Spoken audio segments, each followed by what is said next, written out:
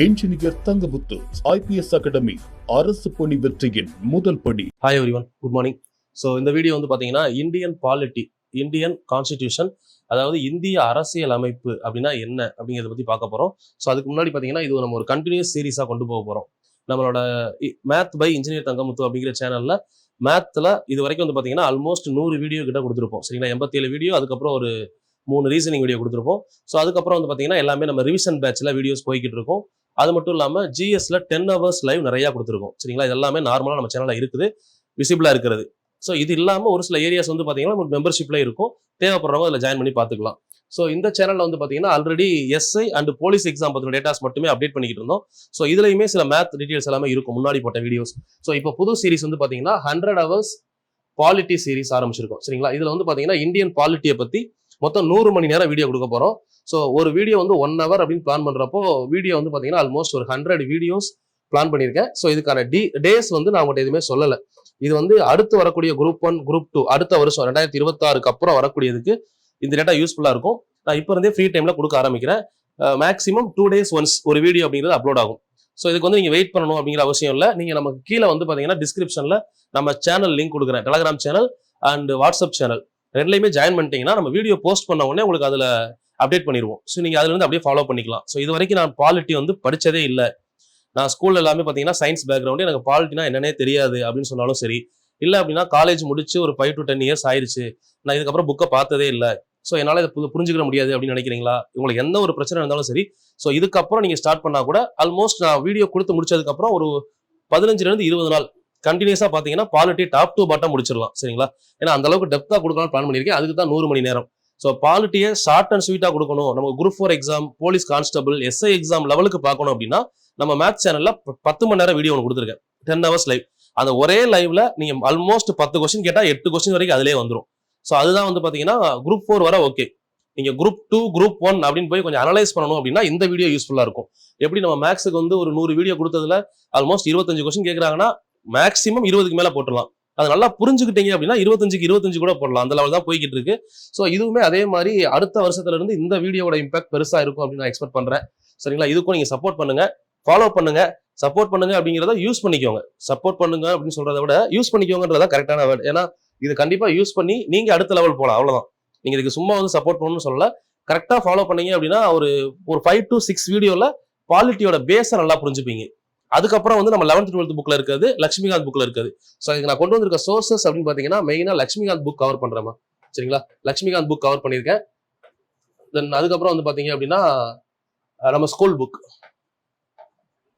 இந்த 2 டேட்டா தான். ஸோ இது இல்லாம நீங்க மார்க்கெட்ல அவைலபிளா இருக்க புக்ஸ்ல வந்து பாத்தீங்கன்னா அதிகமா இப்போ நிறைய பேர் சதீஷ் அப்படிங்கிற புக், ஆத்தர் சதீஷ் அப்படிங்கிற புக் சொல்றாங்க. ஸோ அதுவுமே நல்லா தான் இருக்கு. ஸோ அந்த புக்ஸையுமே நான் உள்ள இன்க்ளூட் பண்ணியிருக்கேன், எல்லா பாயிண்ட்ஸுமே உள்ள கொண்டு வந்துடுறேன். பட் இது தாண்டி நான் எக்ஸ்ட்ரா அனலைஸ் பண்றது PYQ. ஸோ இது உங்களுக்கு கரெக்டா யூஸ்ஃபுல்லா இருக்கும். இது வரைக்கும் TNPSCல குரூப் 2 குரூப் 1 குரூப் 4 இந்த எக்ஸாம்ஸ்ல கேட்ட பாலிட்டியோட PYQ கொஸ்டினை நம்ம டாபிக் வைஸ் நம்ம ஆர்கனைஸ் பண்ணியாச்சு.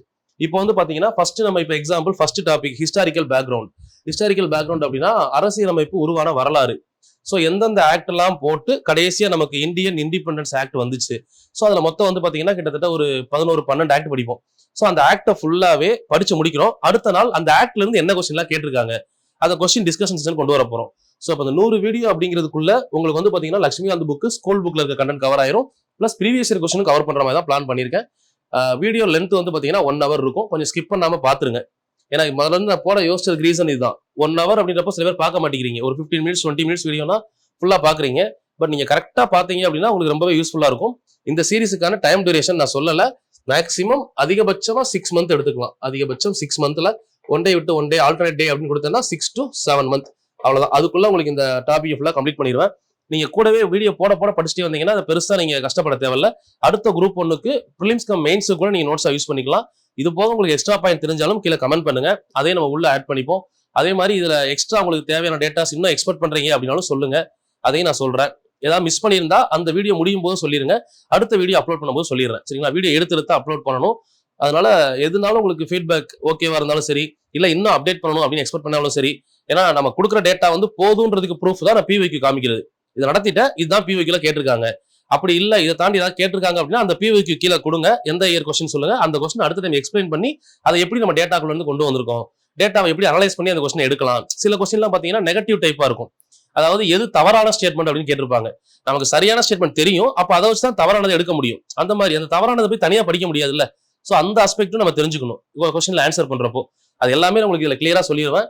ஸோ இதுல வந்து பாத்தீங்கன்னா மொத்தம் வந்து 100 days அப்படின்ற மாதிரி போகும். 1 day 1 hourக்கு வீடியோ கொடுத்தோம்னா மொத்தம் 100 நாள் வரைக்கும் வீடியோ போகும்.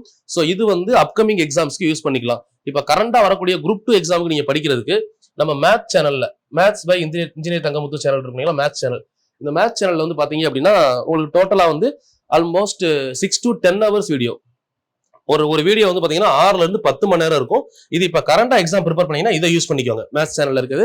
ஸோ எவ்ரி சண்டே லைவ் வரும். நீங்க லைவ்லயே கூட அட்டன் பண்ணிக்கலாம். ஃபர்ஸ்ட் லைவ் முடிஞ்சிருச்சு, 3 டாபிக் கவர் பண்ணிட்டோம், 6 மணி நேரம். இப்ப 2வது லைவ் அடுத்த சண்டே போட போறோம். அது 10 hours வரைக்கும் கண்டினியூ பண்ணலாம் பிளான் பண்ணிருக்கேன். மினிமம் 6 hours இருக்கும், ஆல்மோஸ்ட் 10 hours வரை இருக்கும். ஸோ அதுல கொடுக்குற நோட்ஸுமே வந்து பாத்தீங்கன்னா குரூப் 2க்கு போதுமானது. சரிங்களா? ஸோ அந்த நோட்ஸையே நான் அப்டேட் பண்ணி தான் உங்களுக்கு இந்த வீடியோ கொடுக்க போறேன். அதனால நீங்க அதுவே எனக்கு தெரிஞ்சு most probably maximum question cover பண்ணிட்டேன் அதுல. ஸோ அது வேணா ஷார்ட் டைம், நம்ம எக்ஸாம் 2 மாசம் இருக்கிறப்ப அது கிட்டத்தட்ட ஒரு 15 கிளாஸ் முடிக்கிற மாதிரி பிளான் பண்ணிருக்கேன். ஸோ இது வந்து பாத்தீங்கன்னா உங்களுக்கு 100 கிளாஸ் அப்படின்றப்ப எக்ஸ்ட்ரா பாயிண்ட்ஸ் நிறைய வரும், பிவைக்கு நிறைய வரும். ஸோ கண்டிப்பா யூஸ்ஃபுல்லா இருக்கும். இதுக்கப்புறம் பாலிட்டி அப்படிங்கிறது நம்ம பாலிட்டி முடிச்சுட்டு யூனிட் 8 ஸ்டார்ட் பண்ணலாம். யூனிட் 8ல செகண்ட் பார்ட்டை முதல்ல கம்ப்ளீட் பண்ணிடுவோம். ஏன்னா அது கொஞ்சம் ஸ்பீடா முடிக்க முடியும். ஸோ அதுலயுமே பாத்தீங்கன்னா வெங்கடேசன் அப்படிங்கிற புக், ஆத்தர் புக் நல்லா இருக்கும். வெங்கடேசன் புக் நம்ம ஸ்கூல் புக் 11th 12th வரை எல்லாத்தையும் கவர் பண்ணி உங்களுக்கு டோட்டல் டேட்டா கொடுத்துறேன். சரிங்களா? முதல்ல இதை முடிப்போம், அடுத்து யூனிட் 8 போலாம். அதுக்கடுத்து வந்து பாத்தீங்கன்னா இன்னைக்கு இதுக்கப்புறம் நம்ம பார்க்க போற ஃபர்ஸ்ட் வீடியோ, எப்பயுமே இந்த வீடியோ கம்ப்ளீட் பண்றப்போ அடுத்த வீடியோக்கான கண்டென்ட் கொடுத்துறேன். இது நம்ம ஃபர்ஸ்ட் வீடியோக்கான கண்டென்ட் தான். அதாவது ஃபர்ஸ்ட் வீடியோ வந்து வாட் இஸ் பாலிட்டி, வென், எப்பொழுது பாலிட்டி நம்ம ஸ்டடி பண்ண ஆரம்பிக்கிறோம், பாலிட்டியை பத்தி நம்ம எப்போது யோசிக்கிறோம், அடுத்து வாட் இஸ் ஹவு அப்படின்றப்ப என்னன்னா பாலிட்டி எப்படி வந்து கான்ஸ்டிடியூஷன் அப்படிங்கிறது எப்படி நம்ம லைஃப்ல அப்ளை ஆகுது. இந்த மாதிரி 3 விஷயத்தை நம்ம பார்க்க போறோம் ஃபர்ஸ்ட் வீடியோல. ஷார்ட்டா சொல்லணும் அப்படின்னா வாட் இஸ் பாலிட்டி, பாலிட்டி அப்படிங்கிறது என்ன, இந்திய அரசியல் அமைப்பு மனிதர்களோடு எப்படி லிங்க் ஆயிருக்கு. அப்போ கான்ஸ்டிடியூஷன் அப்படின்னா என்னது, it's a book, it deals with the interrelation between human as well as government. சிம்பிளா சொன்னோம்னா ஒரு மனிதனுக்கும் அரசாங்கத்துக்கும் உள்ள தொடர்பை விளக்கக்கூடிய ஒரு புத்தகம் அப்படின்னு சொல்லிடலாம். அப்ப அந்த புத்தகத்துல மனிதனையும் அரசாங்கத்தை எப்படி லிங்க் பண்றாங்க அப்படின்னு எடுத்தோம்னா ஒரு அரசாங்க அதிகாரியா இருக்கிற ஒருத்தருக்கு எப்படியெல்லாம் சில விதிகள் கொடுக்கப்படுது, அதிகாரங்கள் கொடுக்கப்படுது, ஒருத்தருக்கு அத்தாரிட்டி எப்படி கொடுக்குறாங்களோ அதே மாதிரி ரெகுலேஷன் அண்ட் லிமிடேஷன் ஃப்ரேம் பண்றாங்க. ஒரு கவர்மெண்ட் அபிஷியலுக்கு வந்து பாத்தீங்கன்னா இவருக்கு இந்த மாதிரியான அதிகாரங்கள் கொடுக்கப்பட்டால் அந்த அதிகாரத்துக்கான வரம்புகளும் விதிக்கப்படும். இது ரெண்டையும் சொல்றது நம்ம கான்ஸ்டிடியூஷன் புக். சரிங்களா? இப்ப எக்ஸாம்பிள், இப்ப லா அண்ட் ஆர்டர் இஷ்யூ அப்படின்னா அதுக்கு போலீஸ் டிபார்ட்மெண்ட் தான் பொறுப்பு. இப்ப நீங்க நைட் ஒரு 10 o'clock மேல ரோட்ல போய்கிட்டு இருக்கப்போ உங்களை கூப்பிட்டு கொஸ்டின் கேட்கக்கூடிய அதிகாரம் யாருக்கு இருக்கு அப்படின்னு கேட்டீங்கன்னா போலீஸ் டிபார்ட்மெண்ட்டுக்கு இருக்கு. ஏன்னா போலீஸ் டிபார்ட்மெண்ட்ல மினிமம் குவாலிஃபிகேஷன் 10th படிச்ச ஒரு போலீஸ் கான்ஸ்டபிளா இருந்தாலும் நைட்டு 11 மணிக்கு நம்மளை கூப்பிட்டு கொஸ்டின் கேட்க முடியும். அதே டைம்ல 11 மணிக்கு மேல ஒரு கலெக்டராவே இருந்தாலும் அவர் நம்மளை கூப்பிட்டு கொஸ்டின் கேட்க முடியுமா அப்படின்னா நீங்க யாரும் பதில் சொல்ல போறதும் கிடையாது. ஏன்னா அந்த காக்கி யூனிஃபார்முக்கு அந்த பதில் சொல்லுவோம். ரீசன் அத்தாரிட்டி, கவர்மெண்ட் கொடுத்திருக்கிற அத்தாரிட்டி. சரிங்களா? அதே மாதிரி ஒரு போலீஸ் கான்ஸ்டபிள் நீங்க பதில் சொல்லல அப்படின்னா உங்களை கூட்டிட்டு போய் 1 வாரம் ஸ்டேஷன்ல கஸ்டடிலாம் வைக்க முடியாது. ஏன்னா அதுக்கான ரெகுலேஷனும் இருக்கு, பிளஸ் அதுக்கான அதிகார வரம்பும் இருக்கு. 24 hours யாரை அரெஸ்ட் பண்ணாலும் என்ன பண்ணணும், கோர்ட்ல ஆஜர் பண்ணணும். இது வந்து பாத்தீங்கன்னா காவல்துறைக்கு நம்ம கான்ஸ்டிடியூஷன் புக் வலியுறுத்தி இருக்கிற அந்த லிமிடேஷன்ஸ், தனி மனித உரிமை, தனி மனித சுதந்திரம் அப்படின்னு சொல்லி நிறைய பாயிண்ட்ஸ் இருக்கு, உள்ள பார்ப்போம். அப்போ இந்த இடத்துல வந்து கவர்மெண்ட் அபிஷியல் அப்படின்னு எடுத்தோம்னா அவங்களுக்கு அதிகாரம் என்ன, அதிகார வரம்பு என்ன, அதை சொல்லக்கூடியது. அப்ப தனிப்பட்ட மனிதனுக்கு என்ன கொடுக்குது, இந்தியால வாழக்கூடிய ஒரு இந்திய குடிமகனுக்கு என்னெல்லாம் வழங்குது அப்படின்னு பாக்குறப்ப மெயினா அடிப்படை உரிமை, ஃபண்டமெண்டல் ரைட்ஸ், பேசுறது என்னோட உரிமை, இந்த மாதிரி வீடியோ போடுறது என்னோட உரிமை, அது மாதிரி நான் நடக்கிறது, சாப்பிடுறது, ஒரு இடத்துல கூட்டமா உட்காந்து பேசுறது, ஒரு சங்கங்கள் அமைக்கிறது, இதெல்லாம் ஒரு தனிப்பட்ட மனிதனோட உரிமை. சரிங்களா? சோ இந்த மாதிரி உரிமைகளை வந்து யாராலையும் தடுக்க முடியாது. சோ அந்த உரிமைகள் எல்லாமே அடிப்படை உரிமைகள், ஃபண்டமெண்டல் ரைட்ஸ் அப்படின்னு சொல்லுவோம். இந்த ஃபண்டமெண்டல் ரைட்ஸ் ஒரு தனிப்பட்ட மனிதனுக்கு அரசாங்கம் கொடுக்கிறது. அப்போ தனிப்பட்ட மனிதன் அரசாங்கத்துக்கு என்ன பண்ணணும் அப்படின்னு பாக்குறப்ப ஃபண்டமெண்டல் டியூட்டிஸ், சுற்றுச்சூழலை பாதுகாக்கணும், அது மாதிரி பாத்தீங்கன்னா தேசிய கொடி, தேசிய கீதம், தேசிய பாடலை மதிக்கணும், எல்லார்ட்டையும் சமத்துவமா நடக்கணும், வனவிலங்குகளை பாதுகாக்கணும், அது மாதிரி உணவு, ஊட்டச்சத்து இது எல்லாமே எல்லாத்துக்கும் ஈக்குவலா கிடைக்கணும். இந்த மாதிரி மக்கள் வந்து பாத்தீங்கன்னா அரசுக்கு செய்ய வேண்டிய கடமைகள் அப்படின்னு சொல்லி அதுல ஒரு 11 கடமைகள் படிக்க போறோம். அப்ப அந்த உரிமையும் கடமையும் ஒரு மனிதனுடன் தொடர்புடையது, தனிப்பட்ட மனிதனுடன் தொடர்புடையது. அதே மாதிரி rules and regulation, authority and limitation, இது வந்து பாத்தீங்கன்னா கவர்மெண்ட் அபிஷியல் கூட தொடர்புடையது. சோ இந்த ரெண்டையும் சொல்லக்கூடியது என்ன அப்படின்னு பாத்தீங்கன்னா கான்ஸ்டிடியூஷன் புக். இதெல்லாம் உங்களுக்கு டீட்டெயிலா பாயிண்ட்ஸா சொல்லுவேன். இந்த வாட் அப்படிங்கிற பாயிண்ட்டுக்கே இது எல்லாமே சொல்ல போறேன் உள்ள. அதுக்கப்புறம் 3வது முக்கியமான பாயிண்ட் அப்படின்னு பாத்தீங்கன்னா ஒரு கவர்மெண்ட் இண்டிவிஜுவல் பார்த்துட்டோம். சோ இதுக்கப்புறம் வந்து இந்த புத்தகத்துல வேற என்ன குறிப்பிடப்பட்டிருக்கு அப்படின்னா டு மேக் குட் கவர்னன்ஸ் அப்படின்னு சொல்லலாம், டு கிரியேட் குட் கவர்னன்ஸ், ஒரு நல்ல அரசை எப்படி உருவாக்குவது, ஒரு அரசாங்கம் குடிமக்களுக்கு என்னெல்லாம் பண்ணணும். இப்ப நம்ம பண்ண வேண்டியது கடமை கவர்மெண்ட்டுக்கு, கவர்மெண்ட் நம்ம கொடுத்திருக்கிறது உரிமை. இப்போ ஒரு கவர்மெண்ட் அமைக்கிறாங்கன்னா அந்த கவர்மெண்ட் இப்படி எல்லாம் இருந்தா நம்ம நாடு நல்லா இருக்கும், ஒரு குட் கவர்னன்ஸ் நல்லாட்சி நடக்கும் அப்படின்னு சொல்றதுக்காக ஒரு பகுதி வச்சிருக்காங்க. DPSP, directive principles of states policy அப்படின்னு சொல்லுவோம். அரசு நெறிமுறை கோட்பாடு பகுதி 4ல வச்சிருப்பாங்க. சோ அந்த அரசு நெறிமுறை கோட்பாடு அந்த பேர்லயே இருக்கு, அரசை நெறிமுறைப்படுத்தக்கூடிய கோட்பாடுகள். சரிங்களா? ஆர்டிகல் 36ல இருந்து 51 வரை சொல்லியிருப்பாங்க. சோ இது வந்து பாத்தீங்கன்னா ஒரு அரசாங்கம் எப்படி எல்லாம் செயல்படணும், ஒரு அரசாங்கம் மக்களுக்கு எதெல்லாம் பண்ணணும், ஒரு அரசாங்கம் இந்தந்த சலுகைகள்லாம் மக்களுக்கு கொடுத்தா நம்ம நாடு நல்லா இருக்கும். அப்ப பஞ்சாயத்து அப்படிங்கிற சிஸ்டம் ஒரு கிராமப்புறத்தை போய் சேரணும் அப்படிங்கிறதும் நம்ம டிபிஎஸ்பில சொல்லப்பட்டிருக்க கருத்து. இது எல்லாமே வந்து பாத்தீங்கன்னா டிபிஎஸ்பில. அப்போ கவர்மெண்டா இருந்தா அபிஷியலுக்கு என்ன கொடுக்குறாங்க, என்ன எதிர்பார்க்கறாங்க, அது மாதிரி மக்களுக்கு என்ன கொடுக்குறாங்க, மக்கள்கிட்ட இருந்து என்ன எதிர்பார்க்கறாங்க, ஒரு கவர்மெண்ட் அமைச்சும் போது அந்த கவர்மெண்ட் எப்படி மக்களுக்கு நல்லது பண்ணணும் அப்படிங்கிற விஷயத்தையும் சொல்லியிருக்காங்க. சோ இது எல்லாமே அடங்கியதான் என்னது அப்படின்னா கான்ஸ்டிடியூஷன் புத்தகம். சோ இந்த புத்தகத்தை பத்தி பார்க்க போறோம். இதான் வாட் இஸ் அப்படிங்கிறது. இந்த வென் அப்படிங்கிற பாயிண்ட்ல என்ன பார்ப்போம்னா ஷார்ட்டா சொல்லிடுறேன். பிரிட்டிஷ் வர்றதுக்கு முன்னாடி யார் யாரெல்லாம் ரூல் பண்ணாங்க அப்படின்ற விஷயத்த கொஞ்சம் பார்ப்போம், ஹிஸ்டரியை பத்தி. அதாவது முத ஆரியர்கள் வந்திருப்பாங்க. 40,000 வருஷத்துக்கு முன்னாடி மனிதர்கள் தோன்றும். அதுக்கப்புறம் ஆரியர்கள் இன்வேஷன் அப்படின்னு சொல்லி வந்திருக்கும்.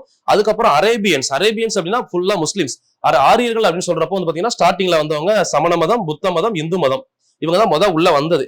சோ அதுக்கப்புறம் தான் வந்து பாத்தீங்கன்னா வர்ணாசிரம முறை, ஜாதி அமைப்புகள் தோன்றியிருக்கும். சோ அதுக்கப்புறம் வந்து பாத்தீங்க அப்படின்னா இடைப்பட்ட காலகட்டத்துல கிபி 712 கரெக்டா 712ல முகமது பின் காசிம் அப்படிங்கிற உள்ள வர்றாரு.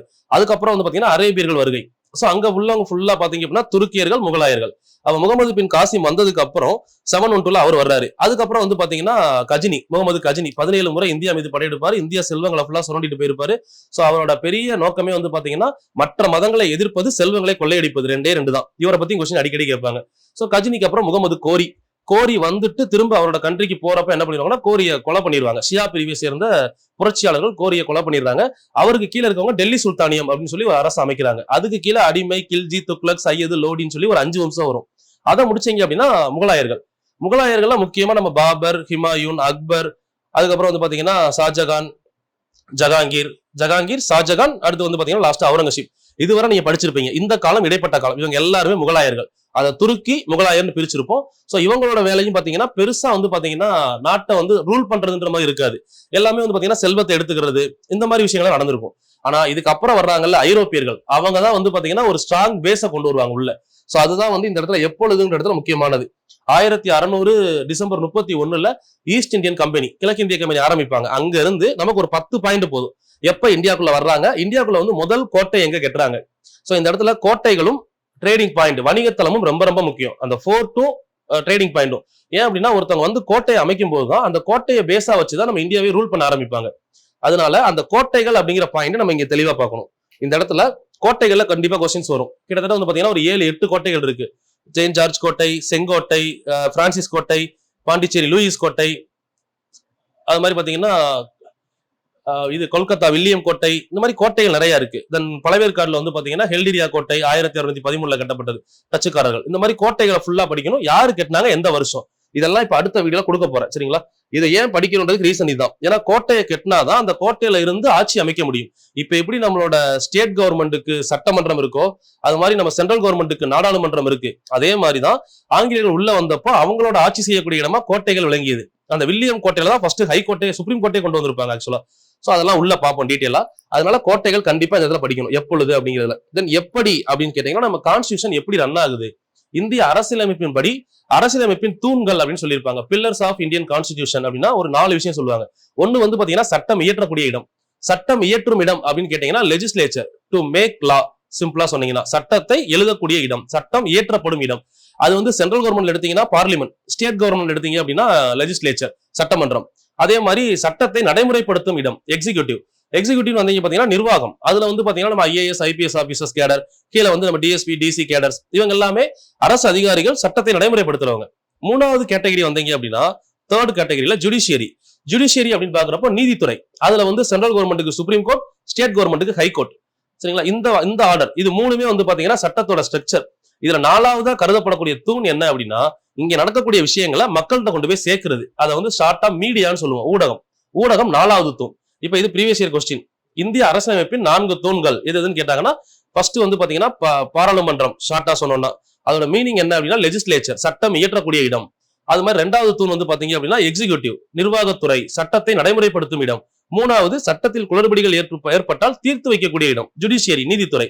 நாலாவது ஊடகம். ஊடகம்னு வர்றப்போ ஊடகம் ஒருவேளை ஆப்ஷன்ல இல்லைன்னா செய்தித்தாள் எடுக்கலாம். ஏன்னா முத மக்கள் கருத்து அரசாங்கத்துக்கும் அரசாங்க செய்திகளை மக்களுக்கும் கொண்டு வந்து பரப்பிய முதல் ஊடகம்னு கேட்டீங்கன்னா செய்தித்தாள்.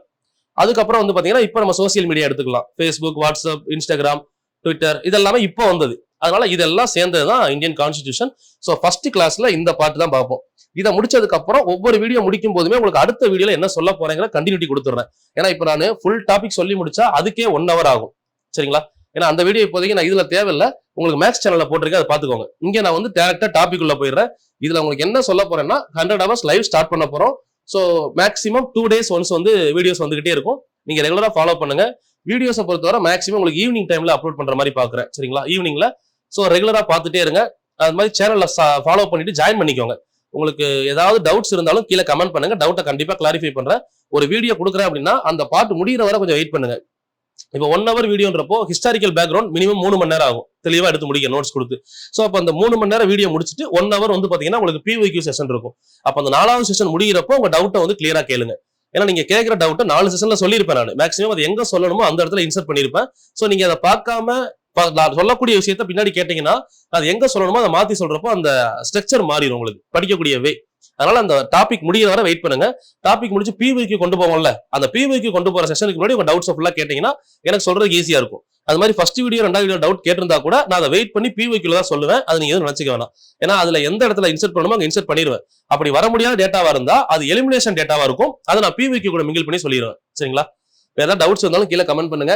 கண்டிப்பா இந்த சீரிஸ் வந்து அடுத்த வருஷம் 2026ல கண்டிப்பா தமிழ்நாட்டுல எல்லாருமே வந்து பாத்தீங்கன்னா பாலிட்டி அப்படிங்கிற சப்ஜெக்ட பத்தின ஒரு ஆழமான புரிதல் இருக்கும் அப்படின்னு நம்புறேன். ஸோ இது நம்மளோட அடுத்த முயற்சி. உங்களால முடிஞ்ச சப்போர்ட் பண்ணுங்க. தெரிஞ்ச ஃப்ரெண்ட்ஸ் சர்க்கிளுக்கு ஷேர் பண்ணுங்க. இதை பத்தின உங்களோட ஃபீட்பேக்ஸ் இருந்தாலும் சொல்லுங்க. ஸோ அது மாதிரி வந்து பாத்தீங்கன்னா பாசிட்டிவா சொல்ற விஷயத்தை எடுத்துக்கோங்க, நெகட்டிவா சொன்னா எடுத்துக்காதீங்க. எதுக்காக சொல்றேன் அப்படின்னா இதுக்கு கீழே நீங்க கண்டிப்பா சொல்ல போறீங்க. உங்களோட கமெண்ட்ஸ் பாசிட்டிவா இருக்கு, என்னோட அடுத்த ஸ்டெப்பை நோக்கி இருக்கிறப்போ கண்டிப்பா நான் எடுத்துப்பேன். நீங்க தேவையே இல்லாம சம்மந்தம் இல்லாம இப்பதான் நம்மளை ஃபர்ஸ்ட் ஃபாலோ பண்ணிருப்பாங்க. ஸோ அவங்க ஏதாவது நெகட்டிவா கமெண்ட் பண்ணா கூட பிரச்சனை இல்லை, பண்ணுங்க. நான் அதை எடுத்துக்க மாட்டேன் பெருசா. சரிங்களா? நீங்க யோசிக்க வேணாம். உங்களுக்கு என்ன தோணுதோ கமெண்ட் பண்ணுங்க. அதை அடுத்த ஸ்டெப்பா கொண்டு போற விஷயமா இருந்தா கண்டிப்பா நெக்ஸ்ட் ஸ்டெப் கொண்டு போயிருவேன். எலிமினேட் பண்ணக்கூடிய விஷயமா இருந்தா கண்டிப்பா எலிமினேட் பண்ணிடுவேன். கண்டிப்பா நீங்க உங்களுக்கு தேவைப்படுற விஷயம் எக்ஸாமுக்கு யூஸ் ஆகிற மாதிரி கேட்டீங்க அப்படின்னா அதுக்கான ஆன்சர் கண்டிப்பா அடுத்த வீடியோல இருக்கும். ஓகேவா? ஸோ அடுத்து நம்ம ரெகுலரா ஃபாலோ பண்ணலாமா? இந்த வீடியோக்கு மட்டும் லைக் பண்ணிட்டு உங்களுக்கு தெரிஞ்ச ஃப்ரெண்ட்ஸ் சர்க்கிளுக்கு கொஞ்சம் ஷேர் பண்ணிருங்க. ஏன் அப்படின்னா ஒரு 10 வீடியோ போனதுக்கு அப்புறம் பாக்குறப்போ அதே மேக்ஸ்ல சொன்னதுதான். அப்ப நான் சொல்றப்பவே நிறைய பேர் பார்த்துருந்தாங்க அப்படின்னா இந்த வரக்கூடிய குரூப் 2 குரூப் 4 நிறைய மார்க் வாங்கிருக்கலாம். இப்போ சில பேர் சொல்றாங்க இப்பதான் குரூப் 2 முடிஞ்சதுக்கு அப்புறம் ஆன்சர் கீ பார்த்துட்டு அந்த 80 வீடியோ ஒண்ணா பாத்துக்கிட்டு இருக்கேன் அப்படின்னு சொல்றாங்க. அது ஒரு டைம் மிஸ் பண்ணிட்டோம் அப்படின்னா லைஃப் திரும்ப அந்த சான்ஸ் கிடைக்குமான்னு சொல்ல முடியாது. ஏன்னா 2026ல எலெக்ஷன் வர்றதுனால எக்ஸாம் இருக்குமான்றதுமே கேள்விக்குறிதான். அப்ப 27ல யூஸ் ஆகும். சோ இதையுமே பார்க்காம இன்னும் 1 வருஷம் கழிச்சு பார்த்தாங்க அப்படின்னா கொஞ்சம் கஷ்டம் தான். அதனால முடிஞ்ச வரைக்கும் உங்களுக்கு தெரிஞ்ச ஃப்ரெண்ட்ஸ் சர்க்கிள் ஷேர் பண்ணுங்க, சப்போர்ட் பண்ணுங்க. மத்தவங்களுக்கு பண உதவி பண்ண முடியலனா கூட இந்த மாதிரி ஏதாவது படிக்கக்கூடியவங்களுக்கு, கஷ்டப்பட்டு படிக்கிறவங்களுக்கு நீங்க பண்ற ஷேர் ஹெல்ப்ஃபுல்லா இருக்கலாம். ஓகே, வேற ஏதாவது டவுட் இருந்தா கமெண்ட் பண்ணுங்க. Thank you all the very best.